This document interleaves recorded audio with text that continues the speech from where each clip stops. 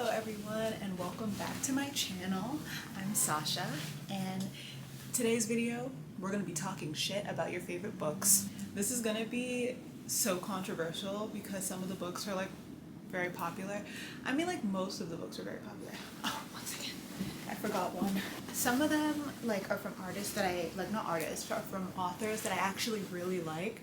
So like don't take it as like, this is just a PSA, don't take it as like, oh, all of this author's works suck, but you know, these works are definitely not my favorite. They're actually my least favorite, but I'm like willing to give them a try if people are like, girl, you gotta read that shit again and you're not understanding. Like, I'm gonna start off strong. My Year of Rest and Relaxation by Otessa Moshfegh. Did I say that right? Moshfegh? This book is gorgeous, beautiful. Like, even if it wasn't popular, I probably would have gotten it just for the cover alone. It's gorgeous. I love this cover. I love the font. I love the color. Everything about this book is beautiful, kind of except the plot. So the plot is this really beautiful, pretty Columbia alumni. She's depressed and she spends an entire year basically sleeping. That's like her goal for the majority of the book, is to spend the entire year sleeping. I gave this 2 stars on Goodreads. This book could have been 100 pages less. She spends an entire year basically sleeping, getting up to like piss and shit, if I remember right, and like drink alcohol and go back to sleep. This book could have been 200, maybe even 200 pages less. This could have been 100 or so pages less. Like, I felt like I was just reading a whole bunch of nothing put into words. Let's read the review that I left it. I said, main character is so unlikable and far removed from her own experience, it makes the book hard to finish. I heard amazing things about this book, but I think I've read one too many of the genre of the depressed pretty, because she's white girl, who treats everyone around her like shit and who has the opportunity and privilege to spend her days doing nothing but being depressed. The writing was great and interesting and kept me reading, but halfway into the story, I felt like there was no more to experience with whatever her name is. Could have been 100 pages less and she didn't do much. The book's based on sleep, but nothing in her routine changed enough for me to not be skipping paragraphs trying to finish.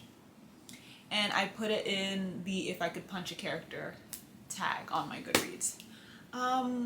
Yeah, so I basically agree with everything that I said. I have to reread it and maybe I'll have a new like thought process about it, but she is pretty, I guess. She's privileged.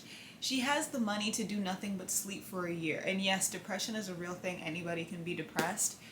But there's just so much sympathy I can feel for this lady, and it like every time I went to a next chapter, all my sympathy for her was gone. I don't know if the aim of this book was to get us to feel bad for her. Like, am I supposed to feel bad for you, you rude white lady? Am I? You're a recent Columbia graduate, so that means that you're probably pretentious as fuck. You know, I don't know how, she probably didn't get much financial aid. It's like, you know that scene in the menu where he's like, where'd you go? She goes, Brown. Loans? Student loans? No. I'm sorry, you're dying. What school did you go to? Brown? Student loans? No. I'm sorry, you're dying. That's literally what I thought of this book. There's so much sympathy I can feel for privileged white people. Literally, there's only so much. It's a very, like, there's only so much. Like, that doesn't mean that you can't get, like, you know, you can't have bad experiences. I'm not saying it. But sometimes I'm like, damn. You're, like, especially when, like, they're upset and taking it out on other people. There is a scene, spoiler alert, whatever, where she literally shits on the floor of a place she was working at where people really didn't do much to her except be a little annoying. She had a common job experience life. She had a common job experience. She maybe had a shitty manager. I read this like last year, so I don't know how much I really vividly remember, but she had like, what, a little shitty manager. She shits on the floor of the institution, and I'm supposed to feel bad for you because you're depressed and want to sleep for a year. She goes through the whole book treating her friends like her friends and then her friends and the people around her like shit. She doesn't do much. Like I was like it's just boring. Like I don't know if the aim of the book was to get us to sympathize with this character, but I didn't at all. And actually, like, I think that sleep longer actually.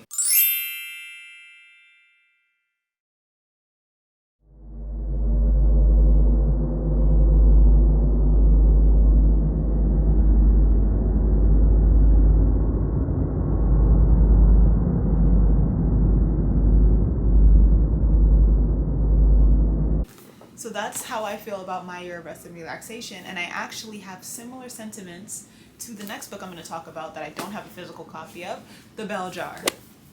Sylvia Plath's The Bell Jar. I gave it a 1-star review.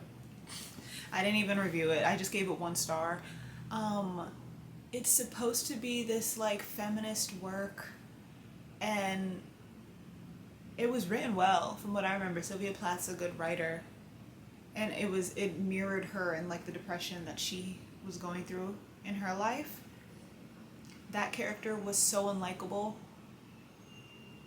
Racist white lady who treats everybody around her like shit, and I'm supposed to feel bad because you're a little depressed? No. Didn't she literally spit food or throw food at a black nurse in the book because they put, like, he didn't even do it, or they didn't even do it. Peas and carrots were in the same meal or touching, and her privileged ass, these are not supposed to be together. Everybody knows this. Like, and because everything that she did actually disgusted me, and I know that that's like a thing with depression, you don't have much thought for anybody but yourself. You know, you don't have the capacity to really think for others, for much others but yourself when you're depressed. Like everything, I mean, that happens anyway. You're your own world. So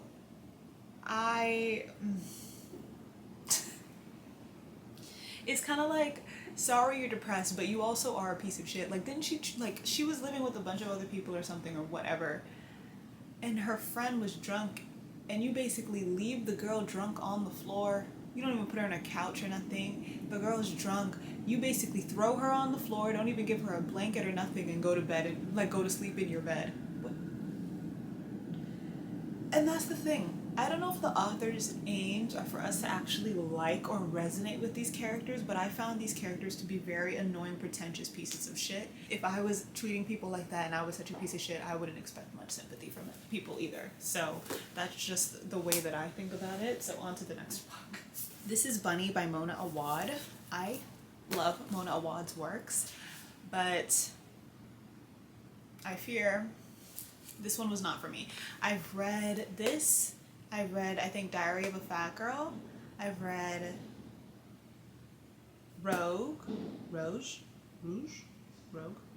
I've read All's Well.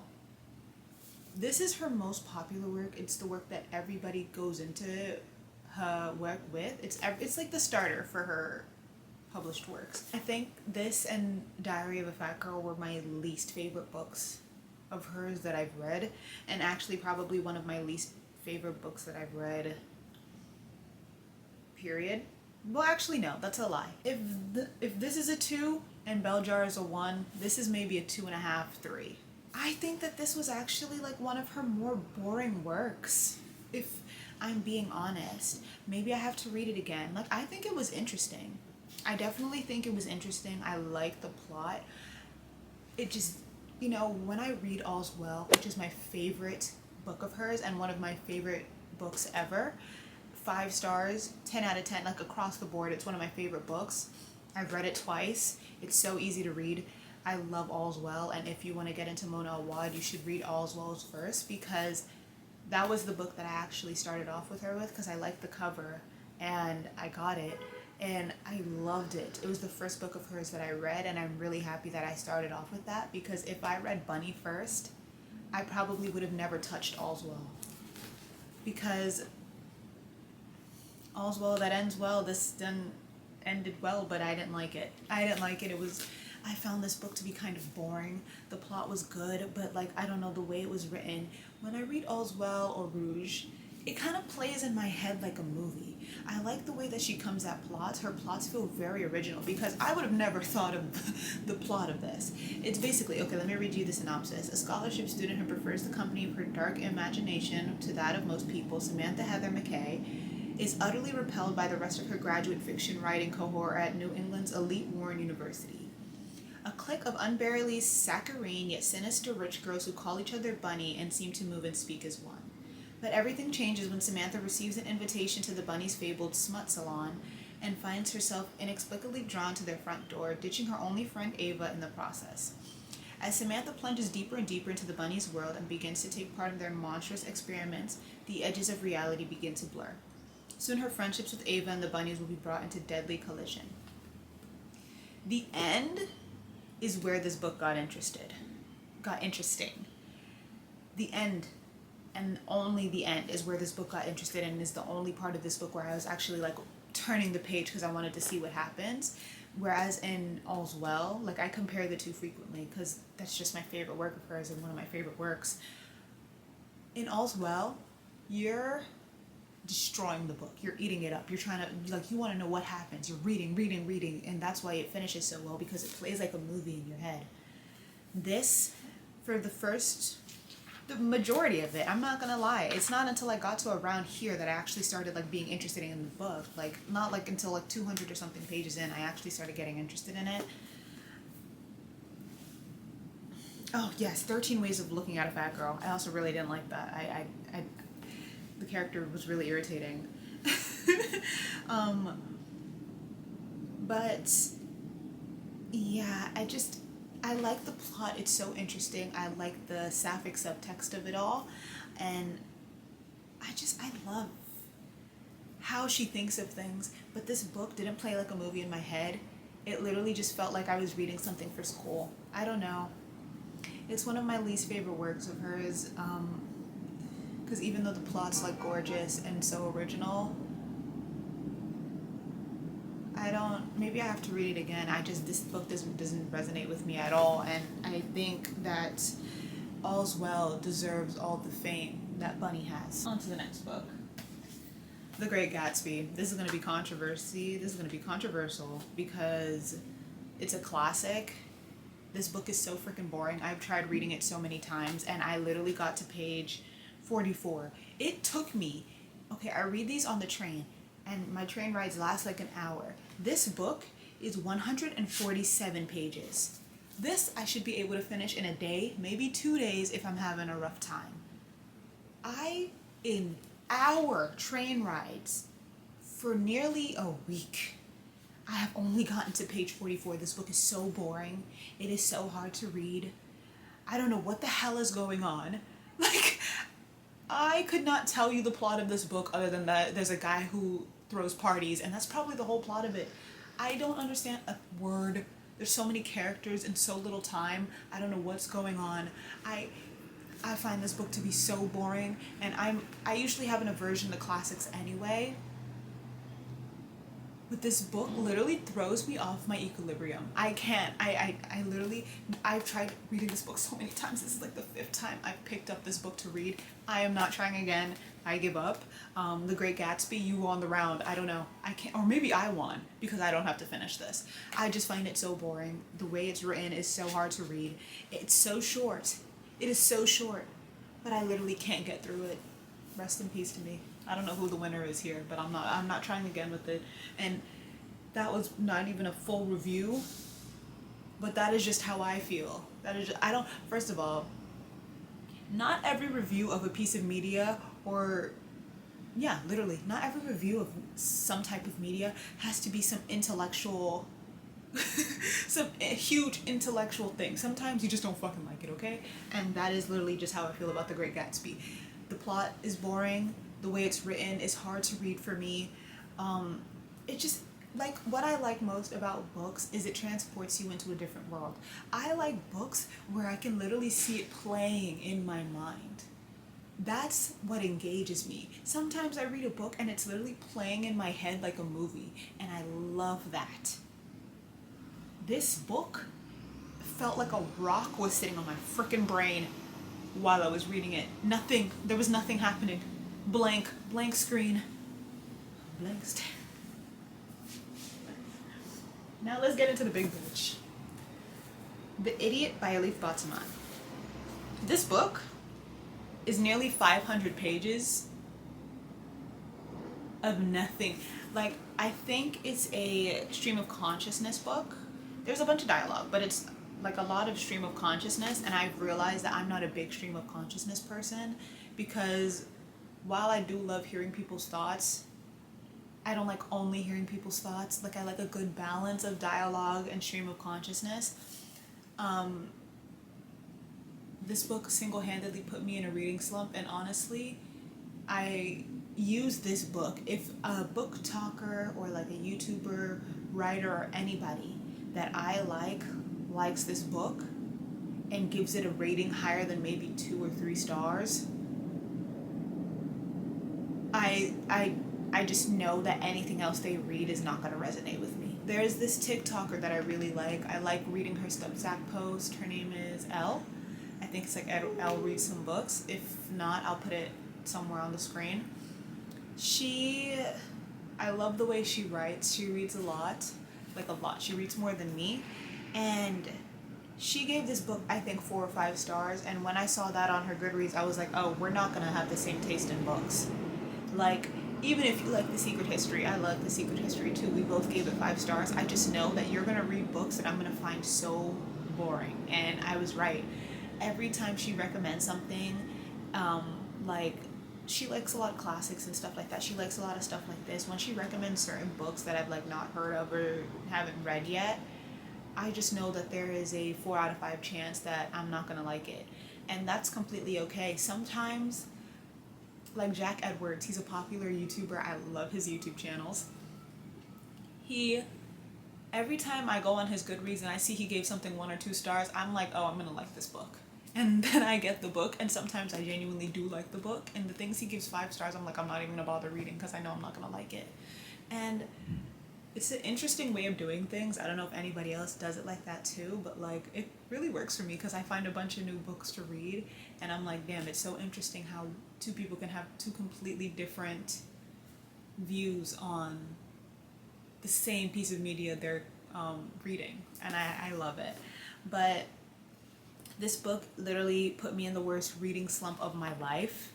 Like, after I made it a point to finish this book, because when you're like 200 pages in or like 300 pages in and you're like, Jesus Christ, this is not for me, you're too far in to just stop. I like the pacing of it. I like the adventure she goes on. That's what keeps me reading as well, because I could have dropped this book at any point and been very happy. But I was just like, okay, I was interested in seeing where the character went because I actually liked the character. But Jesus Christ, was she irritating. She was one of those characters that you like, but you also acknowledge that she's, like, if I was in a room with her, she'd irritate the crap out of me. She just is very in herself. The situationship she has going on with this guy, very irritating. It was irritating to read, but I was like, I've probably met somebody like you once. But this book give me the worst reading slump of my life. She's an extremely irritating character. Even if I liked her, she's extremely irritating. The boy that she likes is extremely irritating. The side characters, like her friends, I loved them. I loved when they came in the scene. It's a lot of stream of consciousness, but it's also a lot of dialogue, which I liked. But my God, she just is one of those characters or people that internalize every single thing, and maybe that's why I kept reading, because I'm not one of those people. I internalize stuff, duh, but I'm not one of the people that internalizes every single thing that happens to me and tries to find meaning in everything. Like, I'm not one of those people. I do it sometimes, but not all the time, just because I think it's a stressful way to live, and also I just don't do it naturally. And I think that's probably what kept me reading. But like, I was like, Jesus Christ. He said he's going to another country. He's not leaving you with 2 children. Like, it's not that serious. But this book was just like, it was hard to read. It took me a long time to read. I think it took me 2 weeks to read this, and it put me in a reading slump. I feel like if I was at a bad point of my life, it would have put me in a freaking existential crisis. Some of them I don't have on me because I've either given them away or I borrowed them from the library. Another one that I have that's going to be controversial, Normal People by Sally Rooney. I gave it a 1-star rating, and here's my review. I said, it was words on a page that had nothing to say. Great writing, but unlikable characters. Gave me the same feeling as the other overrated book about the depressed white lady who slept all year. The characters didn't feel deep or like they had any substance. I didn't feel anything for them or the story itself. And that's basically what I was dealing with. I started the book and finished the book in maybe a couple of hours. It was like a hard read. It was just a book with nothing to say. Like, I was like, what is the moral of the story? And not all books need a moral of the story, but I was genuinely like looking at it like, what is the moral of the story? Like, what are you trying to tell me? What are we trying to learn here? What are we trying to get from this? Maybe I completely missed the point of the story, but the characters were just unlikable. I don't know, it just felt like a story that had nothing to say, no substance. You know what I mean? The characters had no substance, and honestly, when Sally Rooney is a really popular author, I'm very scared to read any of her other books, and that's what happens when I have a bad experience with the book for the first time. Normal People was my first impression of Sally Rooney, and like it's kind of put me off from having any other ones. That's like how I said Bunny. If I read Bunny by Mona Wad first, I never would have reached for another book of hers. This is a review that I really liked. I remember reading it. Let me read a part of it. It's from Luce Crybaby on Goodreads. I'll read a part of it. If you believe that characters who dislike themselves, shrug a lot, and say I don't know 24/7 are very deep and realistic, well, this may be the perfect read for you. Or if you enjoy reading about authors, look no further. Marianne and Connell aren't terrible people, but God, they are so self-involved. Their relationship is made to appear fraught, but I didn't understand why. Drama for the sake of drama? They enter forgettable relationships with equally forgettable people, but they remain fixated on each other. Why? Nobody knows. Marianne is depicted by the author and the other characters as being the sort of person who does not care about others' opinions of her, but soon after a breakup with the cliched dick boyfriend, she's obsessed with what people are saying about her. Connor is intelligent, indecisive, as interesting as a sales sandwich. Just because you don't know left from right, it doesn't make you introspective. And I think that that's where this book, they tried to make the characters come off as introspective and very Sofia Coppola, when in reality, they just didn't know what the hell they were doing, and they're not deep, they're just stupid with bad coping mechanisms. Since this video is getting kind of long and I have to go to school, sadly, that will be all for today. Thank you so much for watching, and I'd love to hear any thoughts you may have. See you next time.